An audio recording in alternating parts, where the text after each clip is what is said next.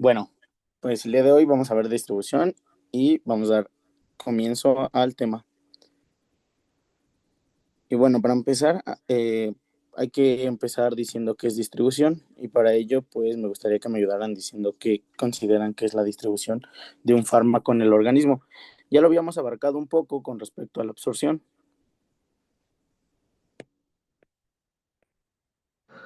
Pues en general es como para dónde se va cada cosa, ¿no? Bueno, para dónde se va cada parte del fármaco. Justamente, Trujillo, es para hacia dónde se dirige pues el fármaco como tal. Recordemos que los fármacos van a tener distintas concentraciones, lo que va a hacer una distribución en el organismo. Para esto vamos a tener relación con fisiología y si ya están viendo las clases del doctor Walter, vamos a ver que existen diferentes compartimentos y los vamos a repasar el día de hoy. Para eso me voy a permitir hacer un esquema pequeño donde mostremos como tal la distribución de los fármacos que vamos a tener. Recuerden que cada fármaco es distinto y por ello cada uno va a tener su volumen de distribución diferente, que más adelante vamos a ver qué es el volumen de distribución.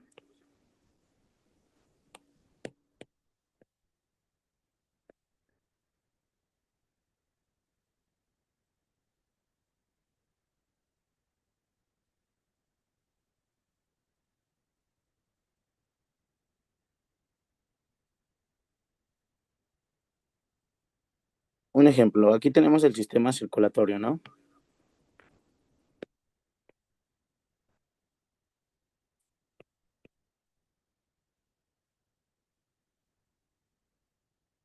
Y vamos a tener nosotros a nuestro fármaco. Nuestro fármaco va a estar dentro del sistema circulatorio. Recuerden que llevó todo un proceso, ¿no? Tenemos el proceso de que abarca la farmacocinética, que es la liberación, que justamente es la liberación del fármaco de su excipiente en cualquier parte del cuerpo, sobre todo a nivel intestinal, ya que en el estómago es donde la concentración del pH es el que rompe el excipiente. Posteriormente tenemos la A de absorción, que es la forma en que se absorbe en el organismo y se distribuye. Y por siguiente vamos a tener la distribución, que es cuando ya se mete hacia el torrente sanguíneo y se va a distribuir a las diferentes zonas donde tenga su mecanismo de acción dependiendo del fármaco. Entonces, nuestro fármaco que está aquí se puede ir a otros tejidos.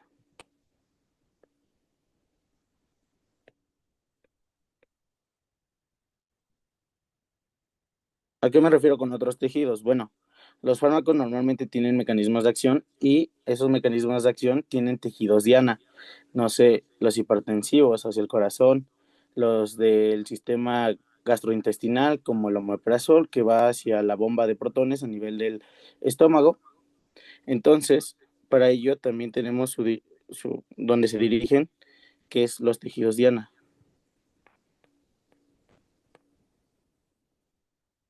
que es el principal sitio donde va el fármaco dependiendo del que sea.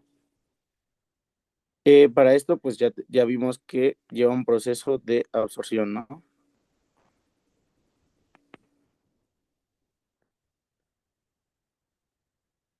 Y hay otra cosa que los fármacos les pasa. Cuando están en el torrente sanguíneo, normalmente hay proteínas. Nosotros tenemos proteínas en todos lados, ¿no? Ya vimos en transferencia de fármacos que existen proteínas que nos ayudan a pasar de un lugar a otro. En este caso van a haber proteínas que nos van a retener al fármaco, proteínas que no les guste que avancen, ya que como son agentes extraños, pues no es algo del organismo, llegan estas proteínas y dicen, a ver, espérate, deja checo quién eres tú, ¿no? Entonces en este caso vamos a tener que tenemos la unión a proteínas plasmáticas. ¿Alguien sabe o un ejemplo de estas proteínas plasmáticas?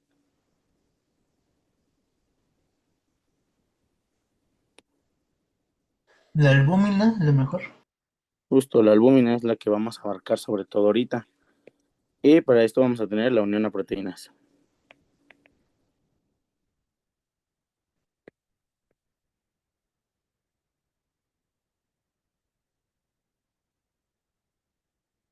Es muy importante esto, ¿por qué? en la distribución, ok, vamos a tener que se va a distribuir a diferentes lugares, ¿no? Y que algunas proteínas nos van a evitar que se vayan a otros lugares.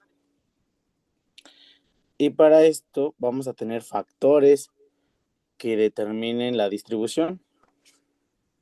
Estos factores los vamos a anotar acá abajo.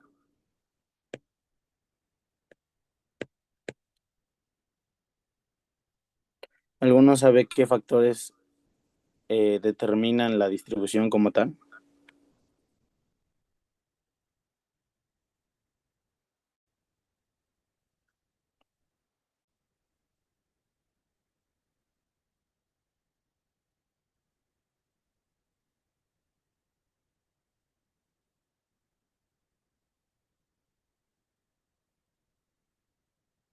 Son factores fisiológicos más que nada.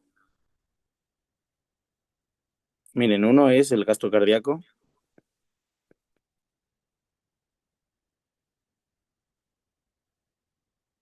otro podría ser el flujo sanguíneo local. ¿A qué me refiero con eso? Es el flujo sanguíneo que se encuentra a nivel de los capilares en donde se fue a absorber el fármaco.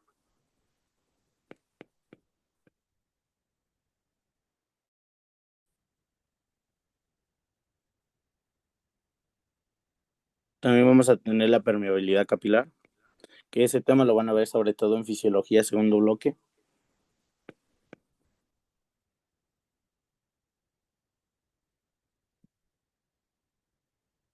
y el volumen del tejido.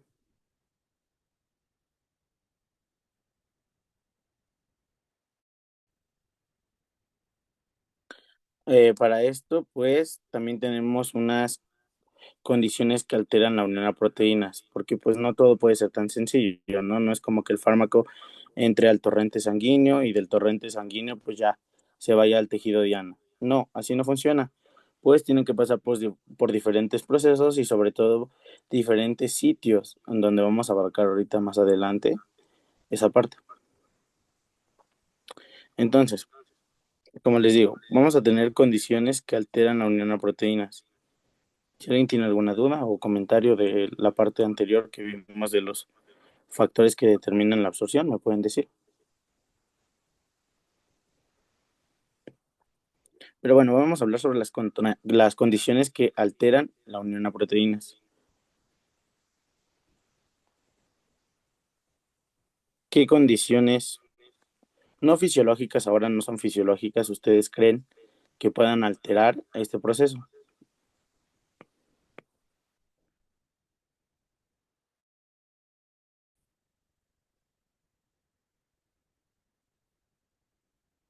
Pues si no son tan fisiológicas, puede que sean la misma estructura de las proteínas.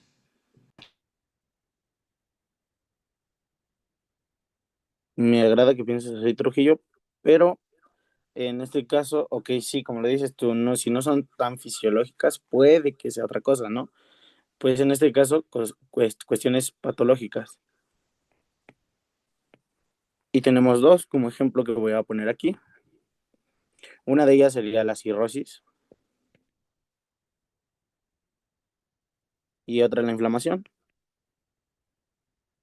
Y ustedes por inmunología ya saben todo este proceso de la inflamación y sobre todo lo del complemento. Entonces saben que lleva diferentes procesos, ¿no?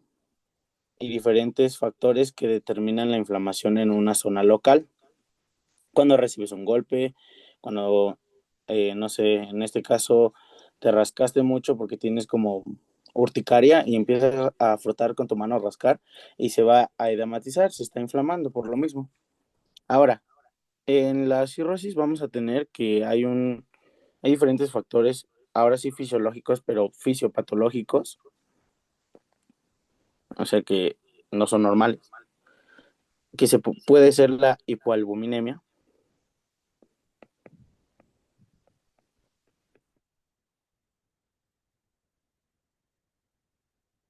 Y si tenemos una hipoalbuminemia, ¿qué es lo que creen que pase con respecto a la unión a proteínas? ¿Aumente o disminuya? Va a disminuir. ¿Por qué? Porque la albúmina es como un transportador en la sangre, entonces si no hay transportador, pues no hay concentración. Ok. Sí, justamente, si hay una hipoalbuminemia y una disminución de albúmina, lo que va a hacer es que no haya tantas uniones a proteínas. Y sí, tienes razón con respecto a eso. La albúmina es un transportador que se puede llevar a algunos sitios, pero también es como una barrera que evita que salga.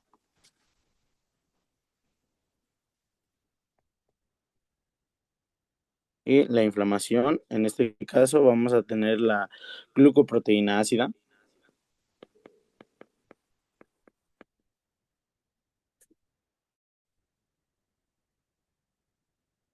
y esta nos va a ayudar a incrementar la unión a proteínas.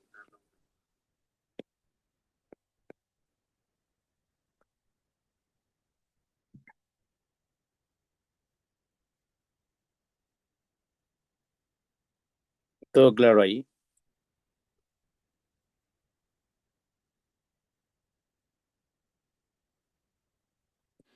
Sí, Va. Y para ello vamos a hacer otro esquema de un vaso sanguíneo donde vamos a representar el plasma.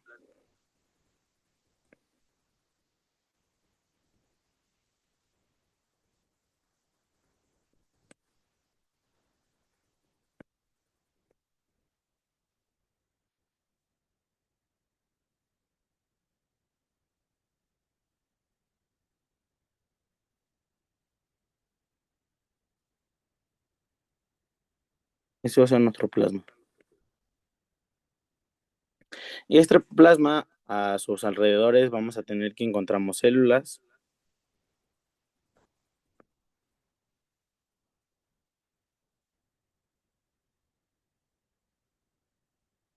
y el intersticio, ¿no? Que sería por fuera.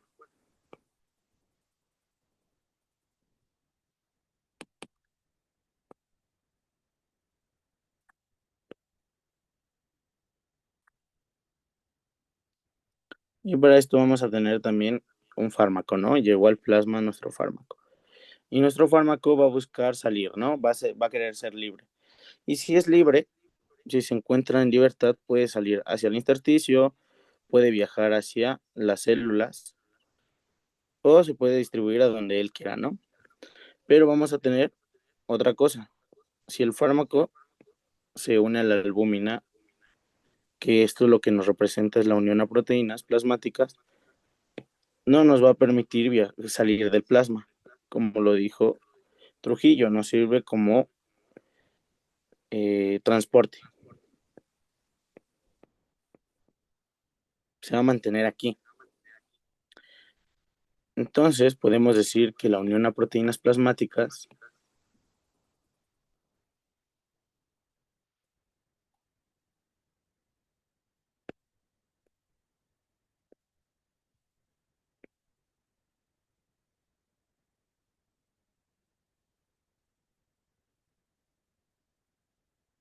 van a ser algunas, como la albúmina principalmente, que la albúmina, ¿qué creen hacia qué fármacos se dirijan? En absorción vimos una tablita que nos representaba fármacos ácidos, fármacos básicos, que si se encontraban en un ambiente ácido o básico, se ionizaban o no se ionizaban. Lo que nos representaba el hecho de que un fármaco pueda pasar la membrana. Si no se encuentra ionizado, es más fácil que pase, a diferencia de que esté ionizado, porque si está ionizado quiere decir que presenta cargas y si presenta cargas, recordar que la membrana presenta carga y hace que se repele. Entonces, si la albúmina, hablamos de la albúmina es una proteína que recoge o que tolera a los fármacos que son de ámbito ácido.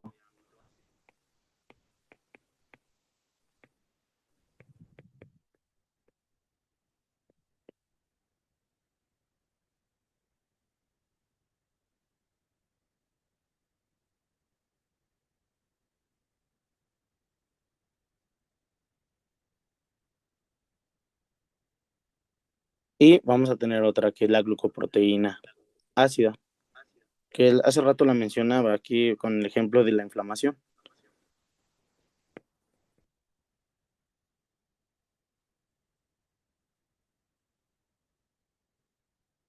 En este caso va a ser la glucoproteína ácida alfa. Esta diferencia de la albúmina va a irse o tiene preferencia hacia los fármacos bases.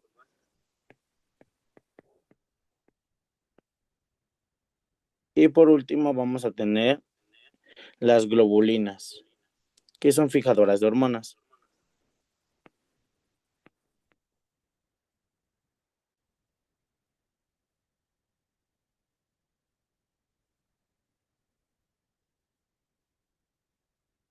Si son fijadoras de hormonas, ¿qué es a dónde se van a fijar? En hormonas, ¿no?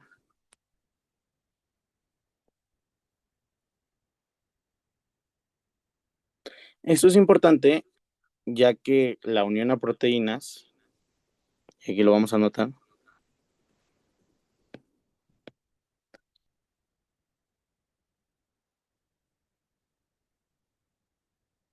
la unión a proteínas va a tener algo importante, ya que esto hace que el fármaco sea menos metabolizado y mayor eliminado. ¿Por qué? Porque si nosotros lo retenemos en el torrente sanguíneo, no va a permitir que vaya a viajar hacia otros tejidos, gracias a las proteínas que les menciono. Y eso disminuye tanto su metabolismo, porque no puede llegar a donde se metabolice. Recuerden, les dije que mayormente se metaboliza en el hígado porque se metabolizan por algo que se llama los CYPs, pero no todos los fármacos se metabolizan en el hígado.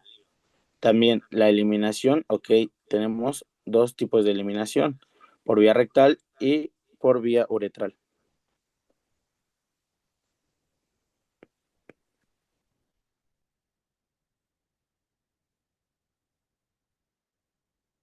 Y aquí vamos a anotar lo que les mencionaba, lo importante de esto.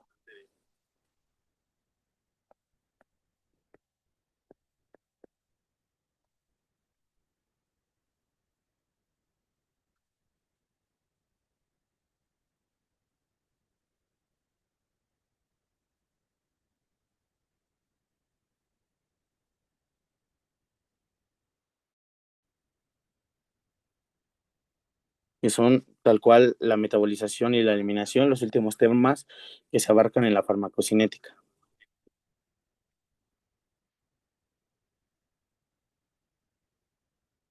Una vez dicho eso, podemos poner como ejemplo justamente la albúmina, cómo es que funciona, cómo es que, ok, sí agarra el fármaco, pero también qué puede hacer.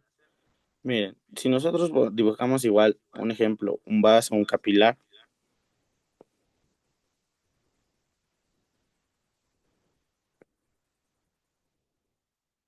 pero este capilar por alguna razón presenta lesiones y se rompe,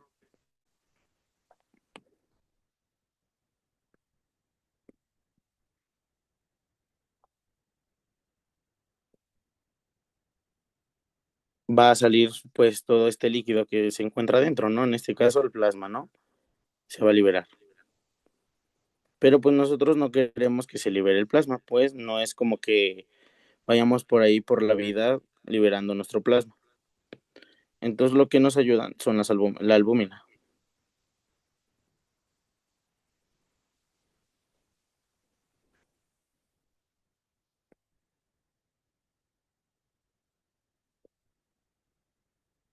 La albúmina se va a colocar como barrera y evitará la liberación del plasma.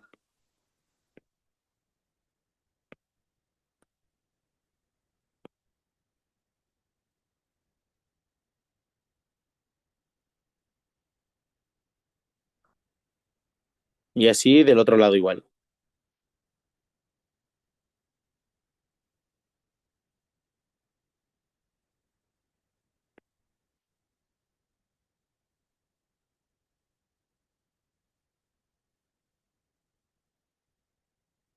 Bueno, algo así.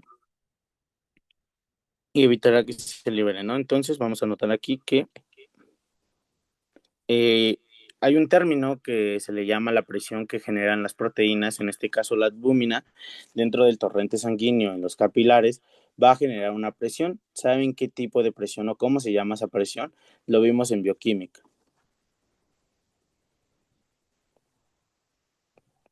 Presión osmótica.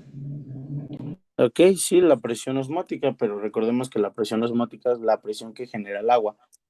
En este caso no es la presión osmótica, es la presión oncótica.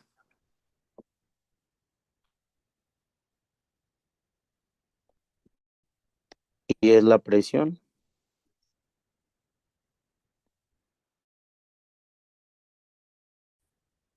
que genera las proteínas.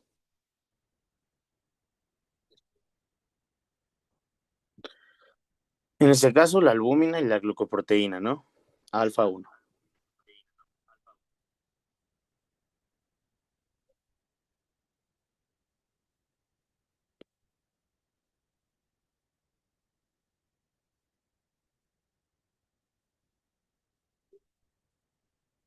Y ahora, posteriormente, vamos a hacer otro esquema donde representemos como tal esta parte que les menciono de la distribución de fármacos con respecto al torrente sanguíneo, cuando se va a su tejido diana y cuando este mismo no se va a su tejido diana.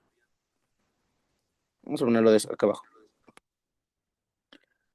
Vamos a poner un tejido diana, lo que ustedes quieran, si quieren el hígado, el páncreas, el riñón, lo que sea.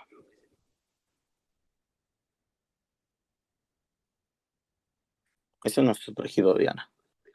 Y vamos a tener nuestro famoso capilar.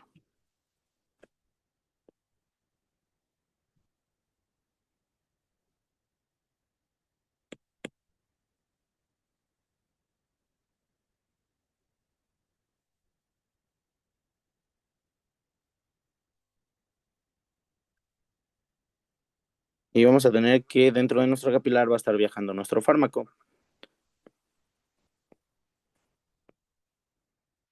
Recuerden, vamos a tener fármacos que van a estar unidos a albúminas, a proteínas plasmáticas, lo que nos va a evitar su liberación fácilmente de el plasma. Pero cuando no se encuentra unido a proteínas plasmáticas, va a ser libremente para liberarse a otros tejidos. En este caso, puede irse a su tejido diana y todo va a estar bien. Pero, ¿qué otra cosa puede pasar si nuestro fármaco no se va a su tejido diana? ¿Alguien me puede decir qué pasa si no se va a su tejido diana? ¿Qué se les ocurre? Que se quede en la sangre o que se va a excreción. Justo, que se queda en sangre o se va a excreción. Ujú.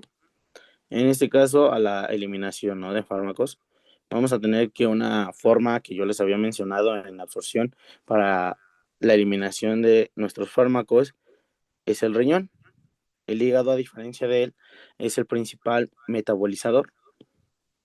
Acuérdense que en la parte yo les mencioné también que existe algo que se llama profármaco.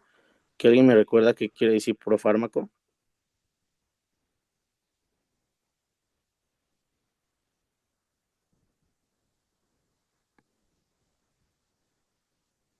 Un fármaco que inicialmente está inactivo. Ándale, que un fármaco está inicialmente inactivo y posteriormente se va a activar, ¿no? A través del hígado.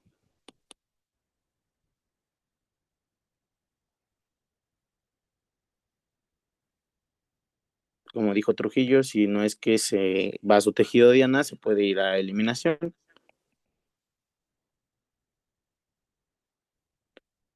pero también podemos dirigirlo a otra zona, que esta otra zona vamos a tener que es otro, ¿no? Otro tejido que no es el que debería ir. Y si no fue el fármaco, bueno, si no fue a la zona donde debería ir el fármaco, ¿qué es lo que consideran ustedes que le pueda ocasionar al organismo en general?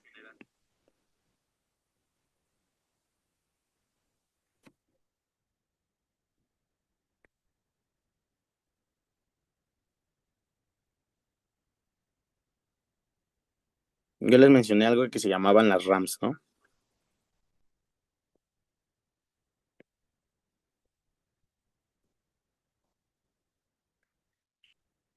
Bueno, no pasa nada. Las RAMs son efectos adversos.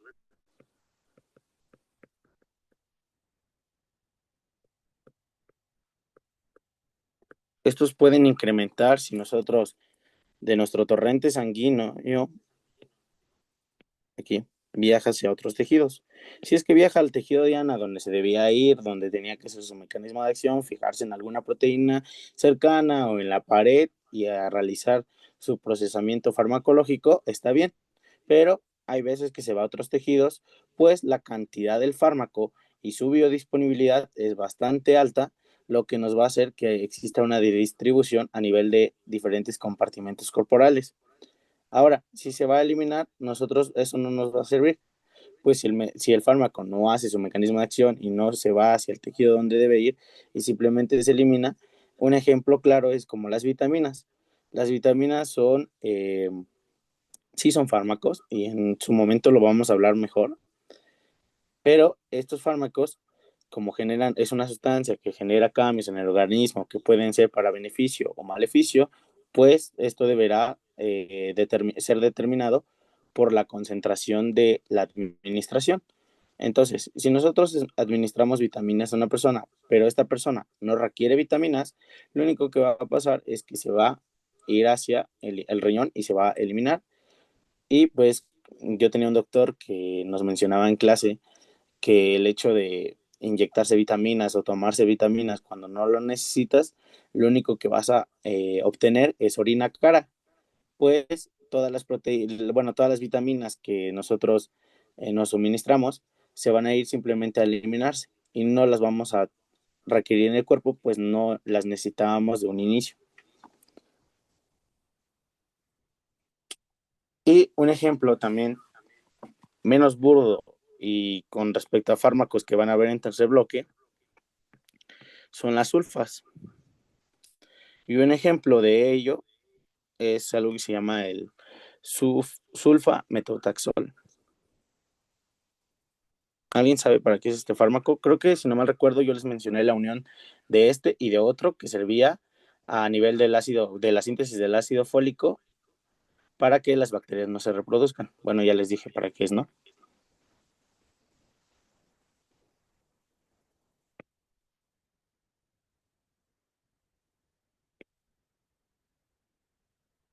Sulfa-metoxazol.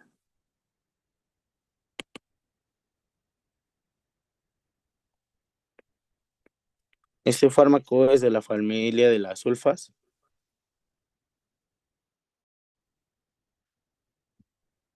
y lo que este fármaco ocasiona o que tiene mayormente es unirse a proteínas plasmáticas. En este caso, su mecanismo de acción es la unión a proteínas, ¿no? En este caso, pues, podemos poner como ejemplo a la albúmina.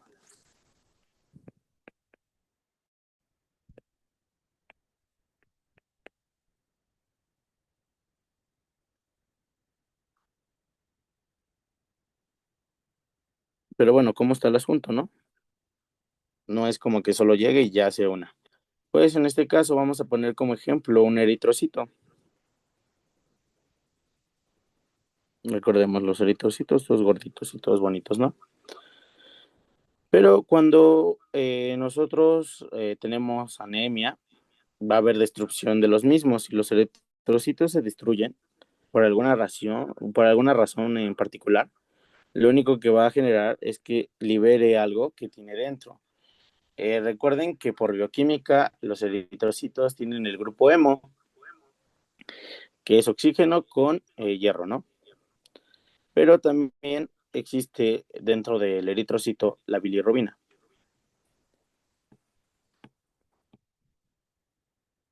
Y cuando el eritrocito muere en este caso, o bueno, por alguna razón se destruye, va a liberar su bilirrubina.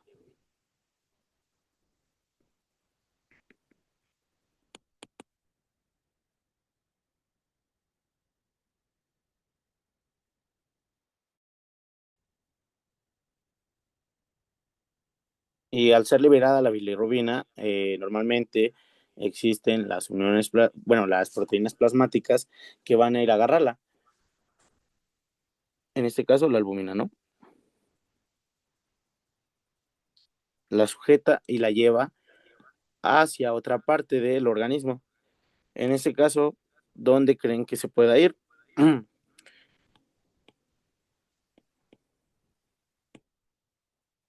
Justamente estábamos hablando de él hace rato.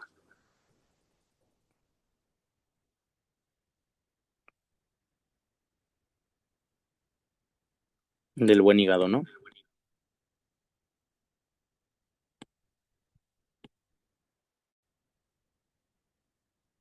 Y su vesícula biliar también la vamos a poner. Bueno, cuando nosotros viaje la bilirrubina hacia allá, pues justamente la albúmina va a ser la proteína transportadora que la va a llevar hasta allá. Pero recuerden, las sulfas son un fármaco que se unen a proteínas, en este caso la albúmina, y va a evitar que la bilirrubina viaje hacia el hígado, ya que si nosotros tenemos este problema a nivel de los eritrocitos que se están rompiendo y muriendo y liberando la bilirrubina, un incremento de bilirrubina en el hígado, como por ejemplo en niños recién nacidos, vamos a tener un problema patológico que se llama kernicterus, que el kernicterus es un incremento de bilirrubina en el cuerpo. Y esto es culpa de los fármacos sulfas, en este caso, este fármaco que les menciona, porque evita que la bilirrubina se vaya al hígado para poder ser metabolizado y posteriormente excretado. Simplemente lo que hace es mantener la bilirrubina incrementada en el organismo.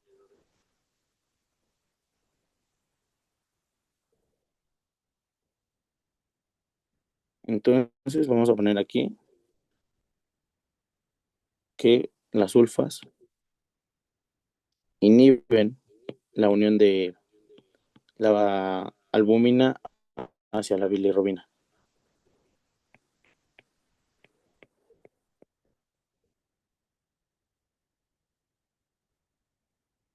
Y para que quede más claro, vamos a poner aquí la sulfa, que era el fármaco rosita, y se va a unir ahora la bilirrubina hacia él.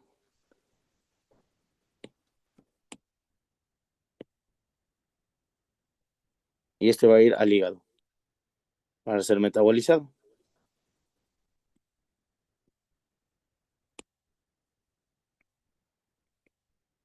Y posteriormente la bilirrubina no se podrá ir al hígado, lo que nos va a provocar un incremento de bilirrubina.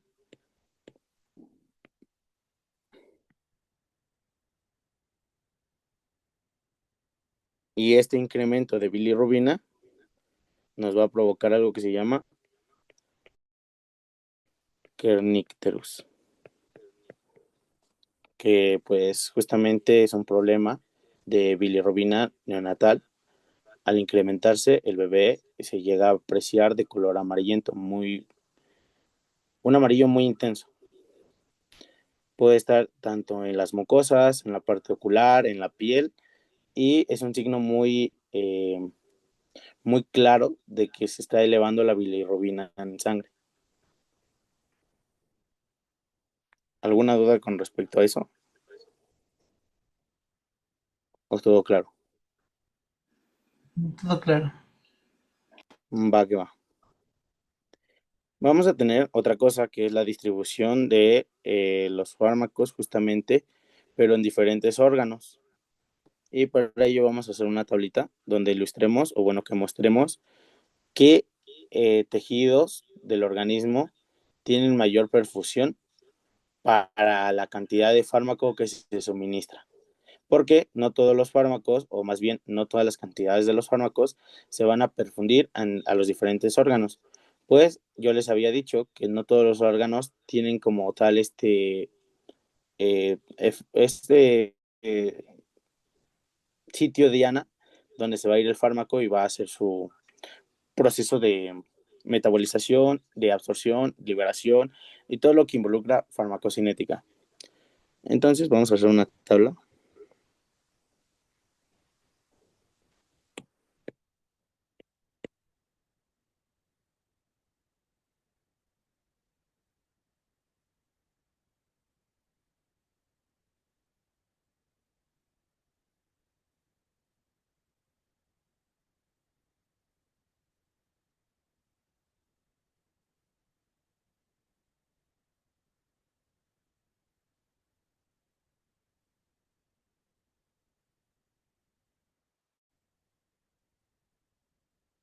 En esta tabla va a tener tres divisiones: órganos, la perfusión que tiene cada órgano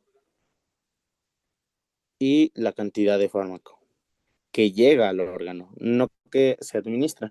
Pues dependiendo la cantidad que se administra de fármaco, vamos a tener el efecto terapéutico que les había mencionado en la parte de absorción de la curva, justamente, o la cantidad mayor a él, que va a ser una zona de toxicidad donde vamos a empezar a presentar reacciones adversas, o incluso si nosotros tomamos un fármaco que se nos da cada 8 horas, pero nosotros lo tomamos cada 16 o solo una vez al día, simplemente no vamos a llegar a la ventana terapéutica y nos vamos a mantener en el punto más bajo, que es la concentración mínima eficaz, o incluso ni llegar a eso.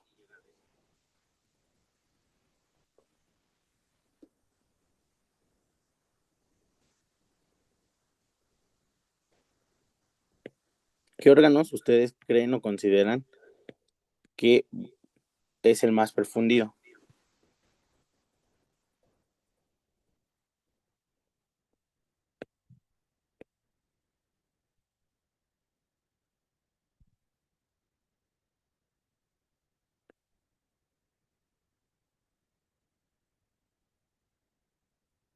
Sí, no, quién sabe, tal vez.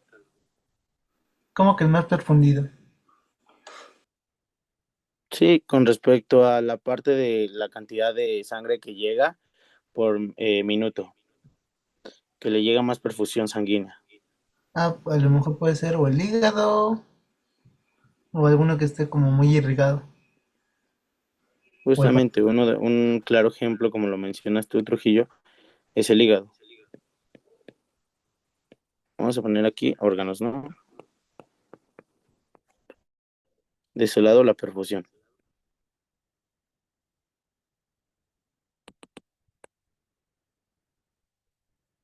creo que ya no se está compartiendo pantalla.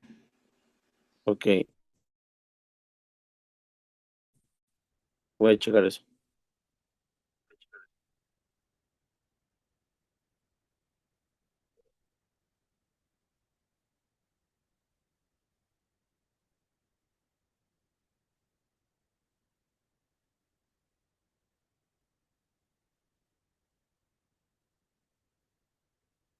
Ahora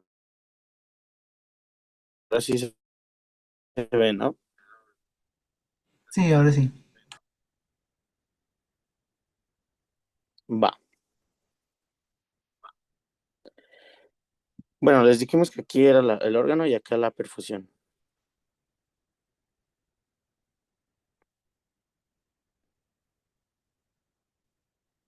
Y acá la cantidad de fármaco. En este caso, como lo dijiste tú, Trujillo, el hígado va a ser uno de los más profundidos. Posteriormente vamos a tener a los riñones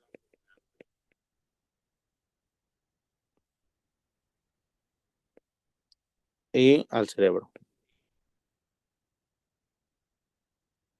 Posteriormente ya vamos a tener a otros que no están tan profundidos, pero sí es importante que estén profundidos, que es el músculo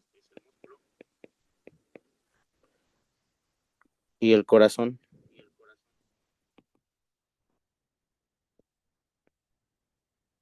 junto con la grasa. Y ahorita van a ver por qué los puse juntos. El hígado va a tener una cantidad de perfusión de 1700 mililitros por minuto, a diferencia del riñón que va a tener 1100 mililitros entre minuto. El cerebro va a tener una cantidad de 800 mililitros por minuto, el músculo 700 y el corazón junto a la grasa de 250.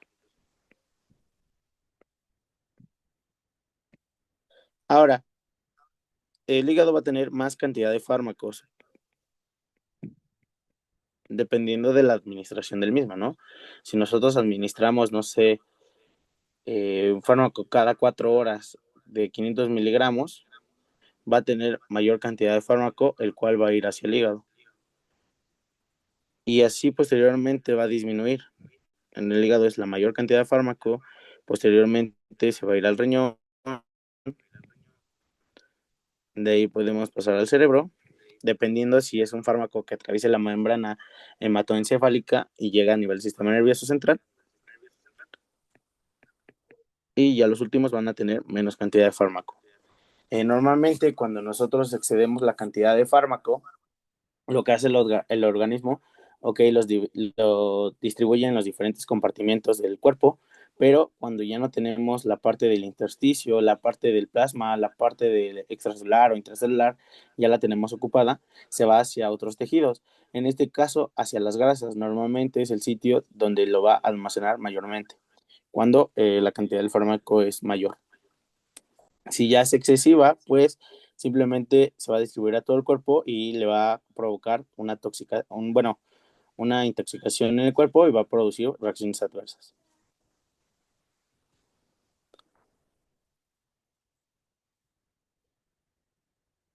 Y para eso vamos a anotar algo aquí, que existen tejidos que pueden funcionar como reservorio de fármacos. En este caso ya les dije uno, es el tejido adiposo, y ustedes, ¿qué creen que sea el otro?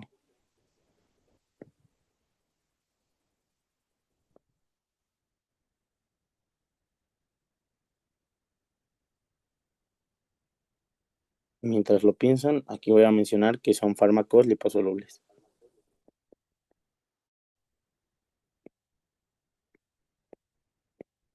¿El plasma o la linfa?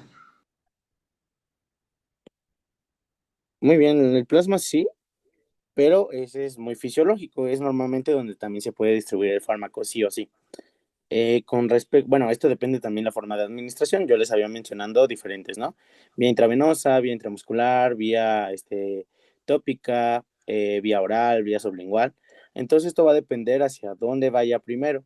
Sí, el plasma sí es en la parte de la sangre, pero normalmente los fármacos tienden a hacer eso, irse hacia el plasma. Pero en este caso mencionamos que pueden ser reservorios cuando hay un incremento de la cantidad del fármaco. En el tejido adiposo, normalmente se van a ir fármacos liposolubles que se van a almacenar ahí. Ahora, otro ejemplo, como lo mencioné, sí, ok, sí puede ser el plasma, pero más que el plasma es el hueso.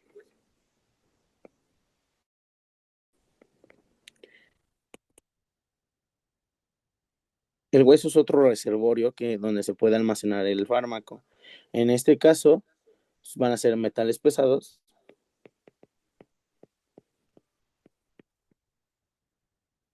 y algo que van a ver en tercer bloque que son las tetraciclinas.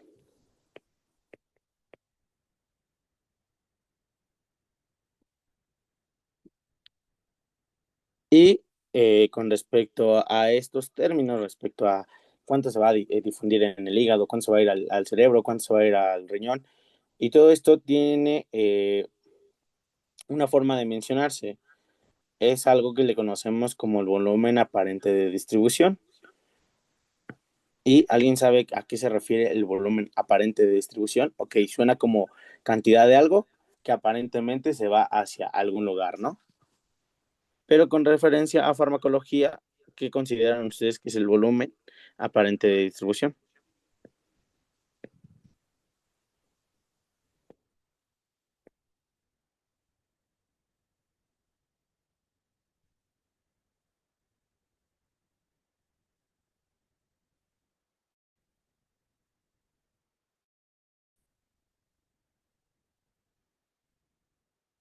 ¿A qué les suena?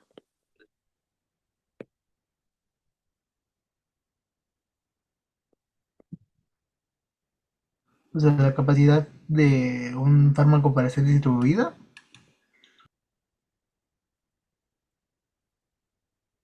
Pues sí, la capacidad, bueno, más que la capacidad, es lo que mencionas como posteriormente dijiste, ¿no? Que es la facilidad que tiene para distribuirse el fármaco. Y sí, esto quiere decir que la relación de cada fármaco en el cuerpo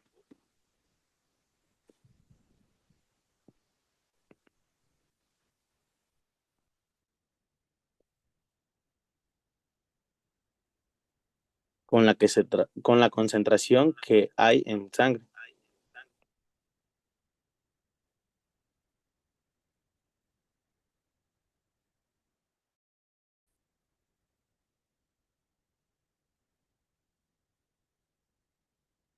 Y para entender un poco mejor el volumen aparente de distribución de cada fármaco, se tiene que abarcar la parte de bioquímica que vimos sobre el agua corporal total, ¿no? ¿Se acuerdan cuánto era la cantidad de, o el porcentaje de agua que normalmente presentaba un hombre de 70 kilogramos, de 35 años de edad, un, una persona anatómica, ¿no? ¿Cuál 60 era la... ¿Cuánto? 60%. Ok, era el 60% de agua corporal total.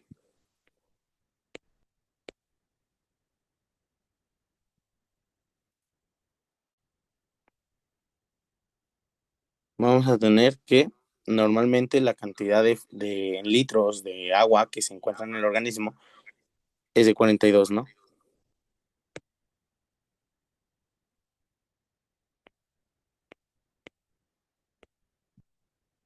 Y vamos a poner como ejemplo paciente masculino de 35 años de edad, con estatura de 1,75, con un peso de 70 kilogramos, va a presentar el 60% en agua, que lo vamos a representar como el punto 6 porque esto se va a multiplicar por 100, bueno, dividir entre 100 más bien, para dar el porcentaje que nos va a dar 42 litros. Esto va a ser representado como el 60% de agua corporal total en el organismo. Entonces, un hombre de 70 kilogramos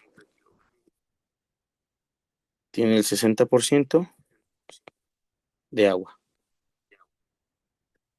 lo que le conocemos como agua corporal total.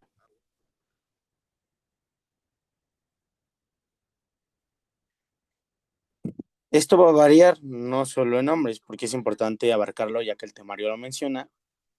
En cuestión de las mujeres va a ser menor. La cantidad de agua va a ser del 50%. Vamos a tener que también en niños, esto va a variar porque va a ser del 70%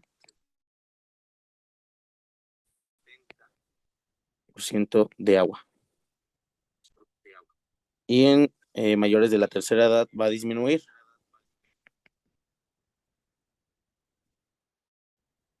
Esto va a tener un porcentaje del 45% de agua corporal total. Y esas son las variaciones que tenemos con respecto a eso. ¿Alguna duda o se acuerdan de algo diferente de bioquímica?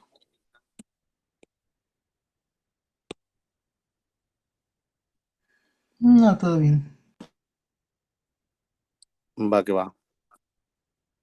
Y recordemos que el agua se distribuye todavía por diferentes compartimentos. Estos 42 litros o 60% se va a dividir en diferentes compartimentos, que es lo que les he estado mencionando en anteriores clases, tenemos diferentes compartimentos como intracelular, extracelular, y el extracelular se divide en cuestión de intersticial y plasmático. Entonces vamos a ilustrarlo aquí.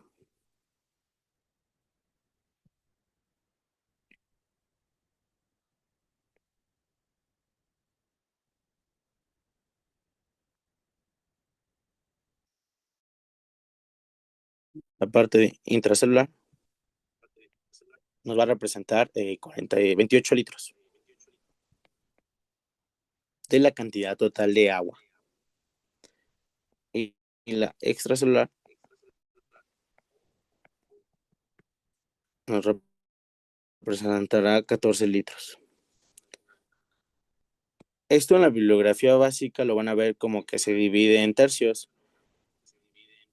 El intracelular son 2 tercios, a diferencia de la extracelular que sería 1 tercio.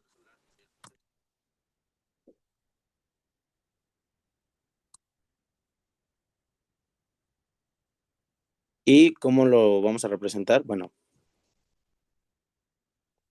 Hagamos de cuenta que lo que voy a dibujar ahorita va a ser una célula. Dentro va a ser la cuestión intracelular y de fuera va a ser la extracelular. La parte de intracelular o lo de adentro es lo que nos va a representar los 28 litros. No quiere decir que solo una célula o que hay una célula en particular que representa los 28 litros. Estoy hablando de en cuestión general de todo el cuerpo. Ahora, el extracelular no solo se va a quedar ahí, este también se divide en dos.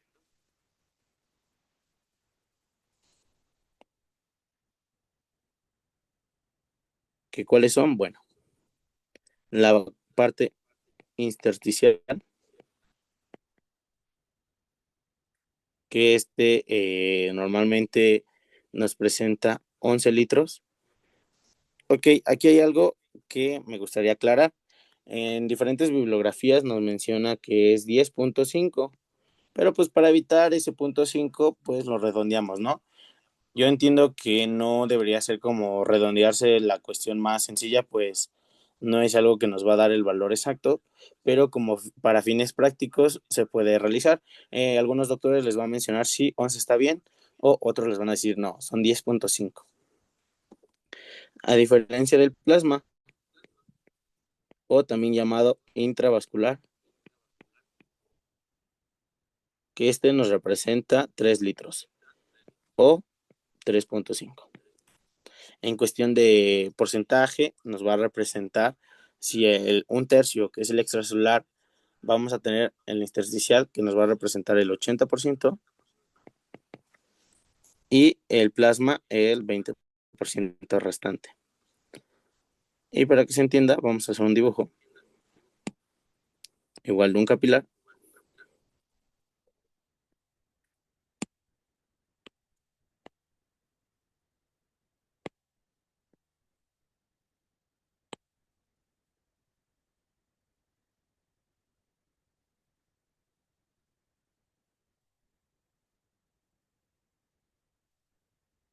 donde la parte central o lo de adentro va a ser la cuestión intravascular y lo de afuera va a ser el intersticio. Va que va. ¿Alguna duda de eso? ¿Nos acordamos de bioquímica o no? ¿O nada? ¿Puedes repetir la pregunta? Que si se acuerdan de bioquímica con esto o ya no se acuerdan de bioquímica con respecto a esta parte, que es lo que se abarca respecto a la distribución de los compartimentos corporales Ah, fisiológicos. sí, sí, sí, sí. Va que va. Y para esto, pues me gustaría hacer otro dibujito, que esto va a ser como lo preguntable del departamental. Ok, todo lo que vimos es importante para entender conceptos, para entender definiciones, para comprender cómo es que se distribuye un fármaco en los diferentes compartimentos, dependiendo del fármaco y la cantidad que se suministre. Pero para eso hay que entender algo. Vamos a hacer un dibujo como de cuadrados.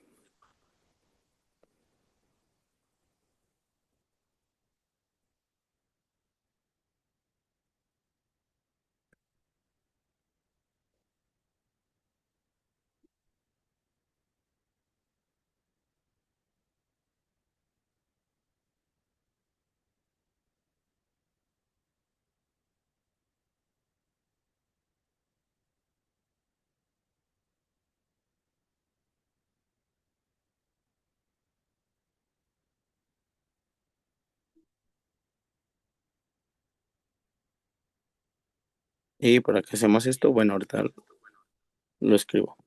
Bueno, vamos a tener diferentes compartimentos, yo les dije, ¿no? Y para eso, cada cuadrito va a representar a cada compartimento. Vamos a tener un compartimento intracelular,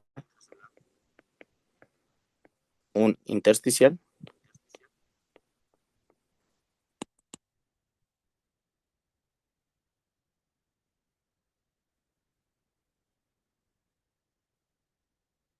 y el plasma. Cada uno con sus valores correspondientes. Pues el intracelular va a representar 28 litros, el intersticial 11 litros y el plasma 3 litros. ¿A qué voy con esto? Porque es importante que entendamos esto. Va a haber diferentes fármacos que tienen un volumen de distribución aparente de algún cierto porcentaje. En este caso vamos a poner un ejemplo de algún fármaco que presente 5 de volumen de distribución, ¿no? Ese 5 de volumen de distribución, para diferenciarlo en cada compartimento y entenderlo, porque en el departamental van a preguntar cuál es el volumen de distribución o hasta qué parte llega el volumen de distribución del siguiente fármaco. El omeprazol con un volumen de distribución del 5 es un ejemplo, no, eso no es real. ¿Hacia dónde llega? ¿Hacia dónde se va? Bueno, para esto hay que entender que se empieza desde el compartimento más pequeño hacia el compartimento más grande, recordando que el intersticial y el plasmático están formadas por el extracelular y sumados dan 14, ¿no? Ahora, si nos preguntan el volumen de distribución de 5, ¿hacia dónde se va? Bueno, tenemos que hacer la resta, ¿no? 5 menos 3 es igual a 2. ¿Por qué? Porque en el plasma solo se van a concentrar 3 litros. En este caso son 5 litros y en el plasma tiene que ser los 3 litros. Bueno, en este caso serían los 5 litros, pero menos los otros 3 litros para ver cuánto es la concentración que queda aún. En este caso serían 2 litros los que quedan aún. Y esos 2 litros, ¿hacia dónde se van? Bueno, se van hasta la porción intersticial. Y en la parte intersticial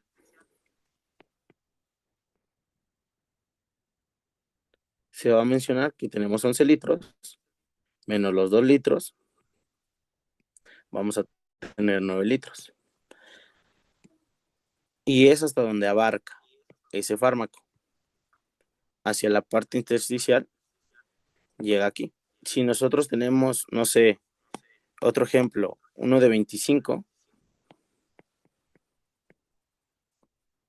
¿hacia dónde se iría?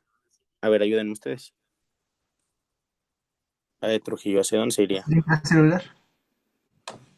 A ver, ¿por qué vamos a hacerlo? Ok. ¿Cuánto sería del plasma, no? El plasma, vamos a tener que son 25 litros menos 3, nos dan 22, ¿no? El intercelular, bueno, el intersticial, son 11 litros menos los 22.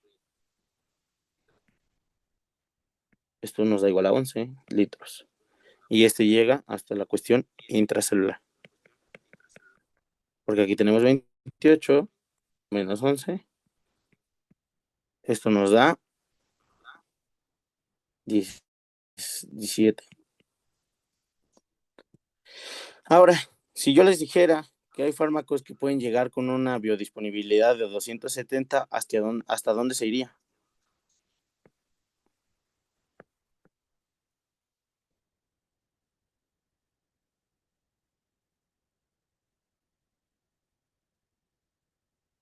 ¿Hacia dónde creen que iría?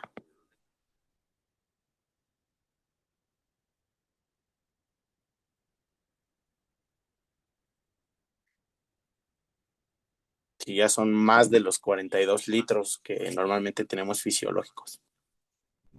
Pues Recuerden los sitios donde más se puede se queda, almacenar. ya se queda fuera, ¿no? En algún otro órgano. ¿Como cuál? Más que órgano, ¿como qué lugar? ¿Qué lugar les dije que normalmente ahí se almacena la cantidad de los fármacos que quedan como tal, si es muchísimo?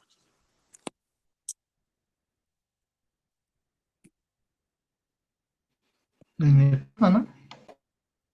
¿En el plasma dijiste? Sí.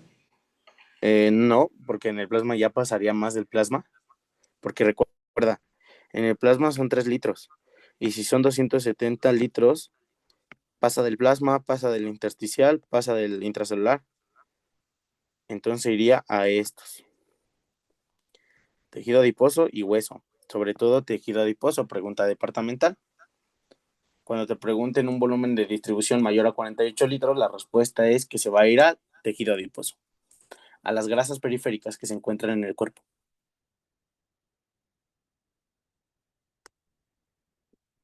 Ahora, esto es algo ya extra, que algunos doctores lo mencionan, algunos otros no, pero hay que entender también bien, aparte del volumen aparente de distribución, que es la definición que les puse acá, qué es la definición de volumen de distribución, no aparente. Ya teniendo más claro los términos que acabamos de abarcar, pues va a ser más sencillo.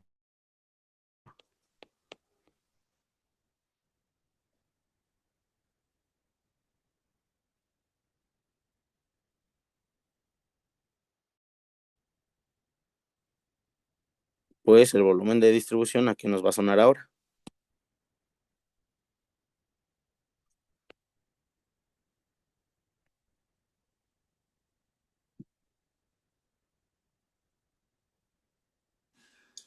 A la capacidad de cada compartimiento bueno, de almacenar como fármaco.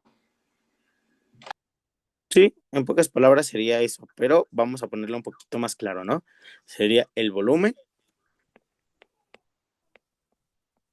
teórico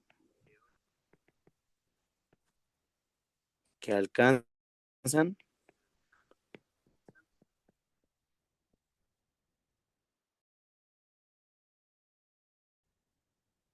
un fármaco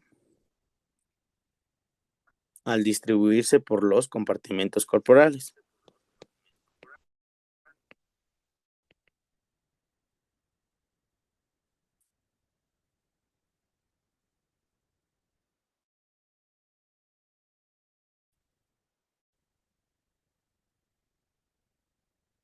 En este caso sería desde el plasma hasta los tejidos, el tejido adiposo, ¿no?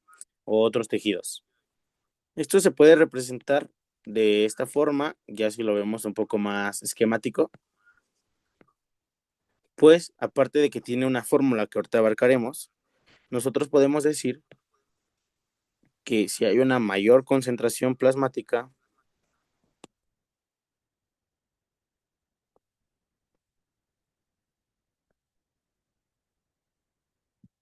lo que vamos a tener es una disminución a la unión a proteínas, porque disminuye la distribución.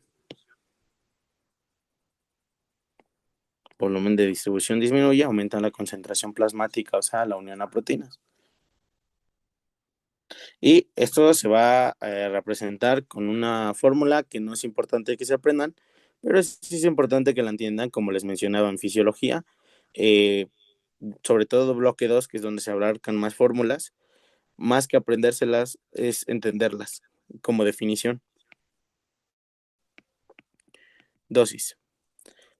Esto se va a medir en miligramos por cada fármaco, o sea, de cada fármaco que sea, ¿no? La dosis del fármaco que tú quieras. En pocas palabras lo puedes representar solo como dosis. Y acá abajo es la concentración plasmática que se representa en miligramos sobre litro.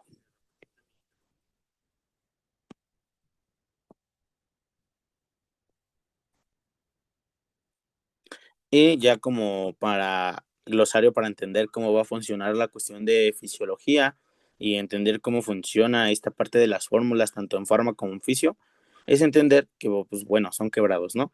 Vamos a tener que A es igual a B sobre C. Recordemos que la cuestión de arriba va a ser, siempre va a ser beneficioso y la cuestión de abajo va a ser viceversa, ¿no? Si nosotros tenemos incrementado B, como la cuestión de acá nos beneficia y la de acá no nos beneficia, si B está aumentado, A estará aumentado, pero a diferencia de que C esté aumentado, ¿cómo va a estar A, Trujillo? ya que es inversamente proporcional, Disminuida. justamente disminuida. Cuando vean la cuestión en fisiología de segundo bloque de la ley de Fick, van a entender que la parte de arriba va a ser directamente proporcional al valor de lo que estén calculando, a diferencia de la cuestión de abajo, que va a ser inversamente proporcional. No se va a beneficiar. Eso hay que entenderlo, esta cuestión, porque va a ser muy importante y te va a ayudar mucho con respecto a las fórmulas de segundo bloque de fisio. Más que farma, porque en farma más que aprendérselas hay que entender las definiciones y comprender cómo es que funciona esto de distribuirse a un lugar o a otro. ¿Va que va?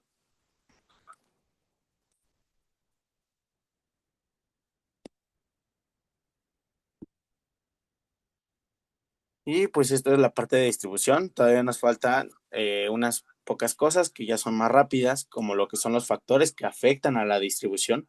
Yo les había mencionado que para la absorción también hay diferentes factores que nos afectan para que esto se absorba hacia el organismo. En este caso, factores que afectan a la distribución. Y vamos a colocarlos en otra página porque aquí no cabe. Y con esto vamos a terminar.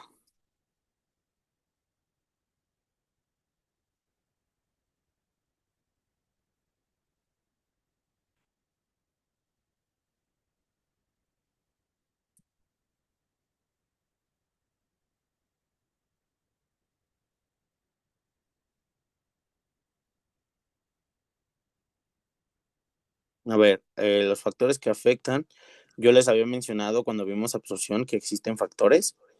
En este caso van a ser distintos factores. Vamos a tener factores fisiológicos,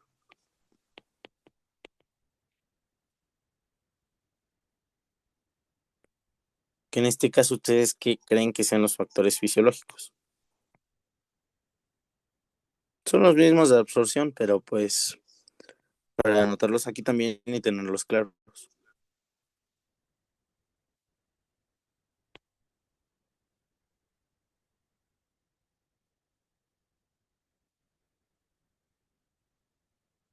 Si no, quién sabe, tal vez.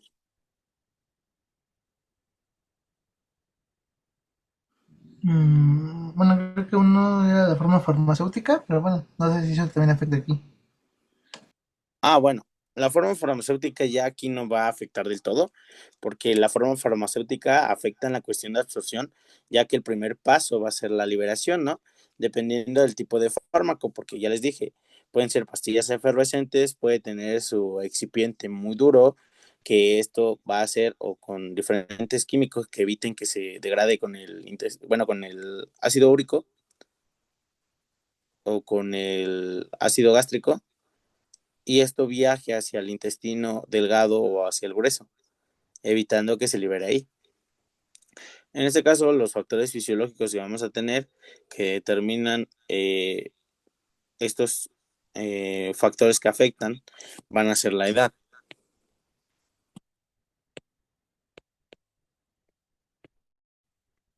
¿Y la edad por qué? Bueno, van a tener, dependiendo si son niños o si son mayores, ya adultos mayores de edad, serán porque van a tener menos síntesis de proteínas. Esto porque puede existir un deterioro hepático en adultos mayores y esto aumente el fármaco libre. Y si nosotros aumentamos la concentración de fármaco libre en el organismo, vamos a aumentar las reacciones adversas que presente ese fármaco. Si es del sistema nervioso central, va a tener problemas ahí, como migraña, bueno, cefalea, ¿no? Primero vamos a comenzar así, no sé, liberación de líquido en los oídos, en los ojos, producción de saliva, o incluso que dañe en alguna cuestión del cerebro y esté perjudicando la parte visual. También vamos a tener el peso corporal.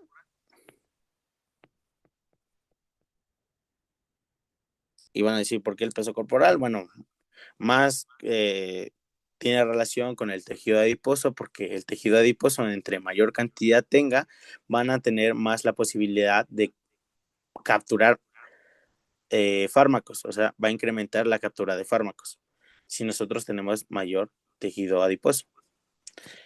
También va otro factor, es el sexo, ya que aquí también depende, ¿no? Hay mayor tejido adiposo en cuestión de mujeres, a diferencia de hombres. Esto hablando de un paciente anatómico y fisiológico, ¿no? También otro factor que va a alterar aquí es el flujo sanguíneo local. Recuerden, no todos los lugares del cuerpo van a estar bien perfundidos. Ya lo vimos con respecto al hígado, al riñón, al cerebro.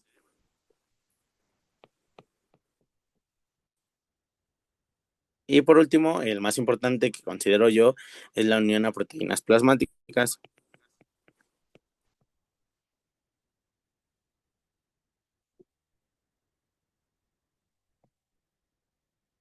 ¿Esto por qué? Bueno, vamos a tener diferentes factores que también aquí se encuentran, o ejemplos más bien. ¿Cuál les había dicho uno? Que es la albúmina, la alfa-glucoproteína ácida 1.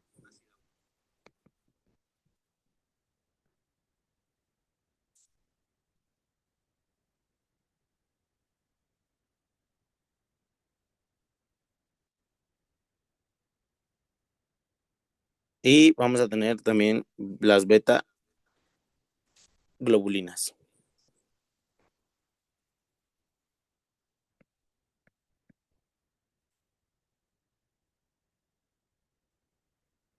Y así como tenemos factores fisiológicos, vamos a tener factores farmacológicos, como lo mencionaba Trujillo.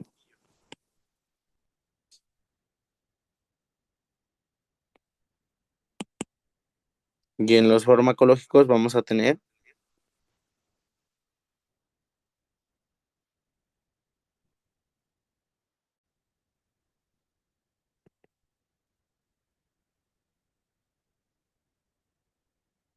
solo uno, el peso molecular del fármaco. ¿Y por qué el peso molecular del fármaco? Pues dependiendo el peso que tenga el fármaco va a ser una distribución.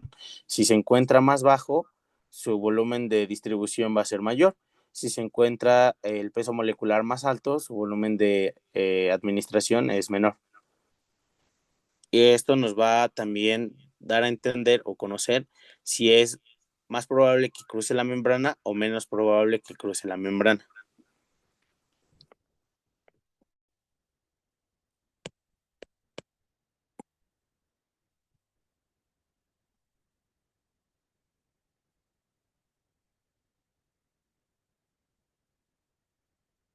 Como les digo, el desplazamiento de las proteínas va a tener relación aquí, ya que interaccionan con la parte farmacológica, y si el fármaco está más libre, mayor efectos adversos. Si el fármaco está menos libre, ya que está unido a proteínas plasmáticas, no se va a liberar tanto y eso va a disminuir las reacciones adversas. Con respecto al peso molecular, también se relaciona, pues si está bajo, ya les dije qué pasa, y si está alto también. Y por último, vamos a tener las cuestiones patológicas, lo que ya no es fisiológico y tampoco farmacológico.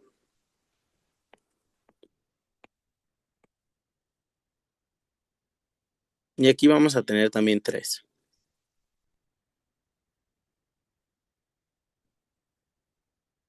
¿Ustedes qué creen en cuestiones patológicas? Vamos a presentarlo.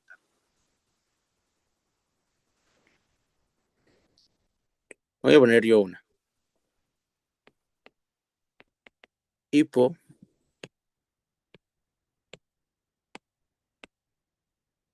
Hipoalbuminemia.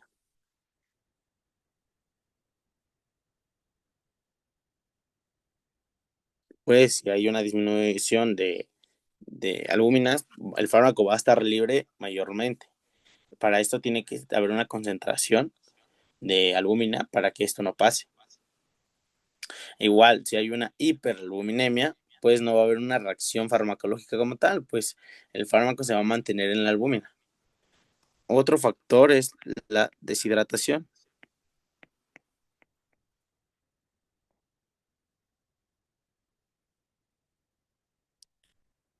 La hipoalbuminemia puede ser, recordemos un poquito, por vicio, histo y bioquímica, que esto puede ser por una desnutrición, una insuficiencia hepática o incluso una insuficiencia renal, lo que nos va a hacer que aumente el fármaco, como les dije. Si aumenta, mayores reacciones adversas. Si hay una deshidratación, lo que va a pasar es que aumenta la concentración del fármaco y hay un mayor efecto, potenciándose así las reacciones adversas. Ahora, por último, yo les había mencionado otra cosa, que es la inflamación. ¿Y esa qué hace o qué? Bueno, cuando hay una inflamación, lo que hace tu cuerpo fisiológicamente genera una vasodilatación, aumentando así el flujo sanguíneo. Si nosotros aumentamos el flujo sanguíneo, va a haber mayor permeabilidad capilar, como por ejemplo, en la barrera hematoencefálica hay una mayor permeabilidad capilar y esto nos quiere decir que va a haber una mayor distribución del fármaco hacia donde sea dirigido.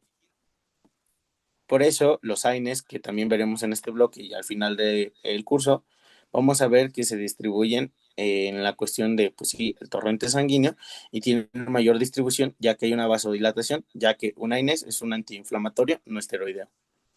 Pero ya lo veremos después. Y como dato importante, recordar aquí que tenemos diferentes zonas, ¿no? Ya se las había mencionado anteriormente, pero esto no se les puede olvidar, pues sí es importante.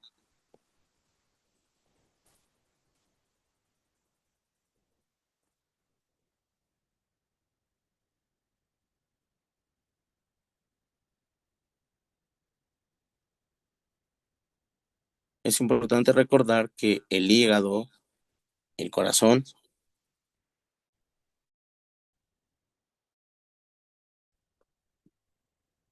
cerebro y los riñones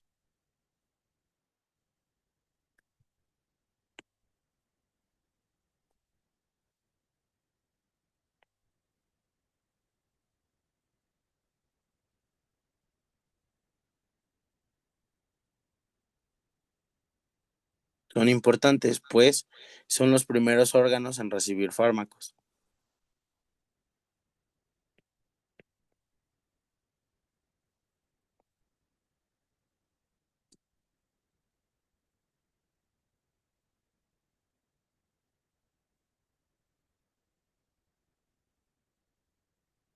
Y ya por último, hay barreras fisiológicas que yo mencioné ahorita que nos van a evitar el paso de los fármacos. Aquí también lo vamos a anotar rápido y ahora sí, ya es lo último, ahora sí. Son las barreras fisiológicas. ¿Como cuál? Bueno, yo mencioné ahorita una. Primer ejemplo, vamos a poner la barrera hematoencefálica.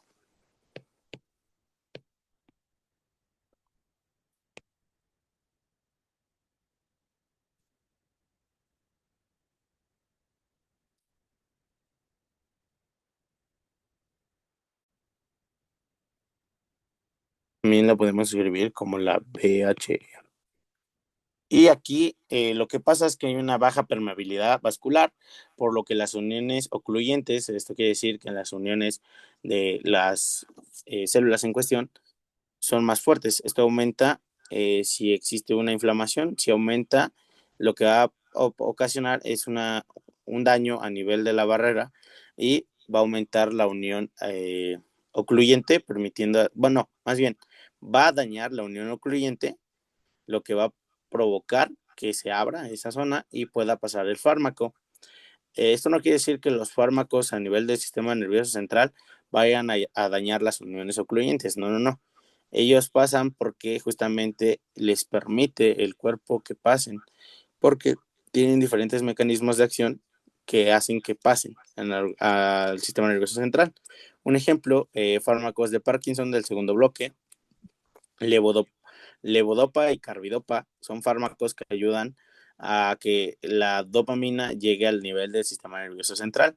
¿Cómo pasa esto? Bueno, La carbidopa llega al intestino delgado, donde va a ir a inhibir a una enzima, y al inhibirla, levodopa va a permitirse el paso hacia el torrente sanguíneo y posteriormente distribuirse al nivel del sistema nervioso central, pasando por la barrera hematoencefálica. Como él tiene digamos, una credencial de acceso, pasa a nivel del sistema nervioso central y va a liberar la dopamina a nivel de, pues, justamente las neuronas, ¿no? Eh, y pues como les digo, en esta barrera solo penetran fármacos muy liposolubles, anestésicos y barbitúricos, o como les menciono, el levodopa. También la glucoproteína P, que es una bomba de flujos, es como un ejemplo que entra en la barrera de la hematoencefálica. Posteriormente vamos a tener otro ejemplo, ¿no? Y este ejemplo va a ser la barrera hematoplacentaria. Recordemos que yo les dije que algunos fármacos van a presentar algo que se les llama eh, reacciones teratógenas, ¿no? Ya que son fármacos que no se deben o no se permiten o no deberían de darse a pacientes embarazadas en el proceso de gestación de a partir incluso desde el primer mes, pero normalmente se evitan desde del primer trimestre, que sería la barrera hematoplacentaria. Aquí vamos a tener un mínimo espesor de la membrana que pueden cruzar muchos fármacos. Por eso se deben de evitar, porque los fármacos teratógenos tienen una facilidad de entrar a la membrana placentaria, pues esta no les impide el paso, ya que su espesor es muy bajo. Otra barrera sería la ocular.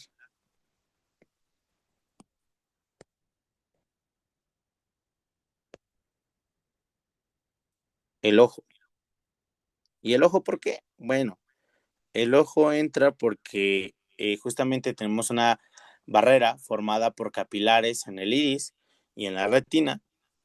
El epitelio ciliar y el pigmentario, esos evitan que pasen justamente los fármacos. Nosotros vimos una farmacéutica en la primera clase, bueno, en la segunda también, sobre algo que se llaman colirios, que se administran de forma tópica, ¿no?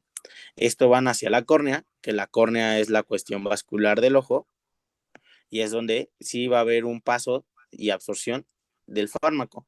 Pues recordemos que el fármaco, bueno, el ojo no es una zona como con sistema inmunitario, pues es un órgano inmunoprivilegiado, evita algunas zonas tener contacto con la sangre, pues si esto existiera haría un daño. Por eso es cuando a alguien le pega muy fuerte en el ojo y hace que haya un derrame sanguíneo, el sistema inmunitario lo reconoce como malo y pierde el ojo el paciente. Pero eso ya es otro tema. Eh, Recordar que la córnea es la avascular. Lo demás del ojo sí estaba con torrente sanguíneo. Y por último, otra barrera que tenemos en el organismo, y esto lo presentan solo hombres, que justamente es la barrera hematotesticular.